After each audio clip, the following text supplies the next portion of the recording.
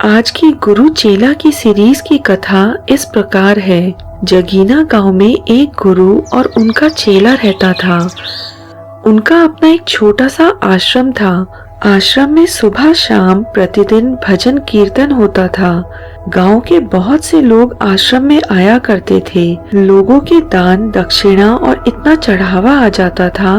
आश्रम में रहने वाले और आने वाले लोगों का जीवन नियमित रूप से चल रहा था।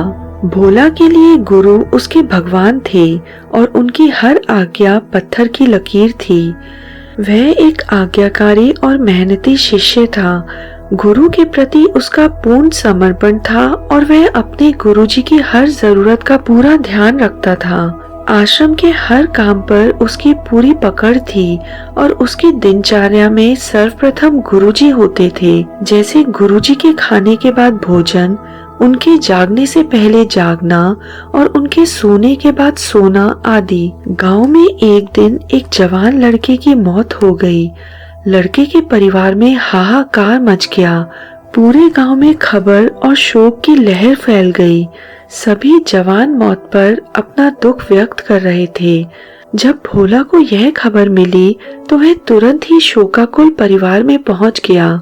सबसे पहले उसने लड़के के माता पिता को शांत करवाया और फिर बोला, आप लोग चिंता ना करो, मेरे गुरुजी भगवान हैं, वो आपके लड़के को जरूर जिंदा कर देंगे। मेरे साथ आप लोग इसको अभी आश्रम लेकर चले। भोला के साथ माँ बाप और दूसरे लोगों ने मदद की और लड़के को आश्रम लेकर आए। सर्वप्रथम भोला ने अपने गुरुजी को प्रणाम किया, पूरी बात बताई और फिर उनके चरणों की रज लेकर लड़के ने माथे पर लगाई। रज लगाते ही चमत्कार हो गया। कुछ सेकंड बाद लड़का उठकर बैठ गया। सभी लोग आश्चर्यचकित थे और साथ ही गुरुजी भी। यह तो अनहोनी हो गई थी। सबने गुरुजी का गुणगान करना शुरू कर दिया और अपना आभार प्रदर्शित किया और खुशी खुशी अपने घर लौट गए। इस घटना के बाद जगीना और उसके आसपास के गांव में गुरुजी की ख्याति फैल गई। दूर दूर से लोग उनके आश्रम आने लगे। चढ़ावा भी अब बहुत ज्यादा आने लगा। भोला अपनी दिनचर्या में पहले की तरह ही व्यस्त रहा, जैसे कुछ भी घटा ना हो। लेकिन उसके गुरु इस चमत्कार को पचा नहीं पाए। वो सोचने लगे कि वो तो अब सच में ही भगवान बन गए हैं। उनको अपने ऊपर घमंड हो गया। करीब 6 महीने बाद गांव में फिर एक घटना हुई। गांव में एक विधवा धोबन रहती थी। उसके एक 10 साल का लड़का था जो उसके काम में उसकी मदद करता था। एक दिन वो लड़का मर गया। धोबन का तो मानो संसार ही लुट गया। उसका बुरा हाल देखकर उसके पड़ोसी ने कहा, अरे बहन, इसको गुरुजी के पास लेकर चलो, वो जरूर तुम्हारी मदद करेंगे। सबकी मदद से धोबन अपने पुत्र को लेकर गुरु के पास पहुंची। हाथ जोड़कर उसने अपनी व्यथा गुरुजी को बताई। गुरुजी बोले, अरे तुम व्यर्थ ही चिंता कर रही हो, मैं अभी इसे जिंदा कर देता हूँ। उन्होंने अपने चरणों की मिट्टी उठाई और लड़के के माथे पर लगा दी। लेकिन यह क्या, कुछ भी नहीं हुआ। लड़का जमीन पर यूं ही मृत पड़ा रहा। गुरुजी को भी कुछ समझ नहीं आया। उन्होंने दोबारा वही प्रक्रिया दोहराई, लेकिन फिर भी कुछ नहीं हुआ। अब तो सब लोग एक दूसरे का मुंह देखने लगे। कुछ लोग तो गुरुजी को ढोंगी और ना जाने क्या क्या कहने लगे। बड़ी असमंजस की स्थिति थी। थोड़ी देर में भोला वहां आ गया। वहां उपस्थित लोगों ने भोला को भी बहुत कुछ सुनाया, लेकिन भोला उन सब बातों से विचलित नहीं हुआ। उसने कहा, अरे भाइयों, शांत हो जाओ, शांत हो जाओ। मैं आपसे फिर कहता हूँ, मेरे गुरु में बहुत शक्ति है। उनकी कृपा से आपका बच्चा जरूर ठीक हो जाएगा। अपने आचरण अनुसार सर्वप्रथम उसने गुरुजी के चरणों में शीश झुकाया। फिर उनके चरणों से मिट्टी लेकर मृत लड़के के माथे पर लगा दी। कुछ ही पलों में लड़का उठकर बैठ गया। यह सब देखकर गुरुजी सब समझ गए। वो अपनी जगह से उठे और भोला के पैरों में गिर गए। अरे भोला, अरे भोला, गुरु मैं नहीं, गुरु तो तुम हो। तेरी आस्था, तेरी भक्ति, तेरा विश्वास कमाल है भोला। मैं तुझको प्रणाम करता हूँ। भोला बोला, गुरुजी आप ये क्या कह रहे हैं? आपके बिना मैं कुछ भी तो नहीं हूँ। मैं तो सिर्फ अपना शिष्य धर्म निभा रहा हूँ। वहाँ उपस्थित सभी लोगों में खुशी की लहर दौड़ गई।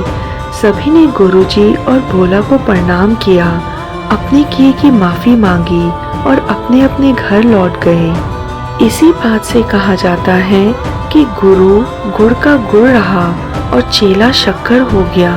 और इस कथा से हमें यह शिक्षा मिलती है कि सच्ची भक्ति में बहुत शक्ति होती है। हरियाणा बॉर्डर पर पंजाब के एक गांव में सत्संग होना था। बड़े बड़े संतों के साथ एक सिख संत भी वहां पहुंचे। सिख संत का आदर हुआ और मेजबान ने सिख संत से कहा, संत साहब मुझे तो शर्म आ रही है। क्यों? मेरे आने से आपको शर्म क्यों आ रही है? क्योंकि आप मारुति कार पर आए हैं। मुझे तो अफसोस हो रहा है क्योंकि मैं दिल्ली से आया आपके लिए गाड़ी का प्रबंध नहीं करवा पाया। हमें तो शर्म इसलिए आ रही है, हमने इतना प्रचार किया, सत्संग को सुनने के लिए इतनी संगत आई और आप एक टूटी फूटी गाड़ी पर आ गए। पहले आप मुझे यह बताएं, आपने मुझे बुलाया है या गड्डी को बुलाया है? अगर आपने गड्डी ही बुलानी थी तो आप मुझे पहले बताते, मैं किसी और से मांग लेता या मेरे पास जो माड़ी मोटी सी है वो ही मैं ले आता। और अगर आपने सिर्फ मुझे ही बुलाना था तो सिर्फ मेरी बात करो और मारुति की बात छोड़ दो। परंतु होता क्या है, इंसान का अहंकार इंसान की महानता को बाहर से नापता है। यानी बाहर से जिसके पास ज्यादा हो वो ही बड़ा संत है, वो ही राजनैतिक है और वो ही महान है। जबकि धर्म की शिक्षा आपके तन यानी शरीर के लिए नहीं बल्कि मन के लिए है। उस शिक्षा का आपके बाहरी रूप और रुतबे से कोई लेना देना नहीं है। इसलिए आप जब भी किसी मंदिर, गुरुद्वारे, मस्जिद, गिरजाघर या प्रवचन सुनने जाएं, तो अंदर जाने से पहले अपनी मैं यानी अहंकार को त्याग दें। वहां जाने से पहले अपने आप को भिक्षु माने, जो अपनी आत्मा और मन की शांति के लिए प्रभु की नाम रूपी भिक्षा लेने पहुंचा है। और अगर आप अहंकार, लोभ, लालच के साथ जाते हैं तो चाहे आप भगवान के सामने खड़े हो जाएं, आपको मोक्ष, सुख, शांति नहीं मिल सकती। आप इस विषय पर क्या सोचते हैं? कमेंट बॉक्स में जरूर लिखें। और इसी तरह की वीडियोस और नई साखी देखने के लिए हमारा चैनल सब्सक्राइब करें और बेल बटन जरूर दबाएं ताकि आपको हमारी नई वीडियोस लाइव होने की नोटिफिकेशन या सूचना मिल जाए। हमें सपोर्ट करने के लिए डिस्क्रिप्शन देखें। सतनाम श्री वाहे गुरु।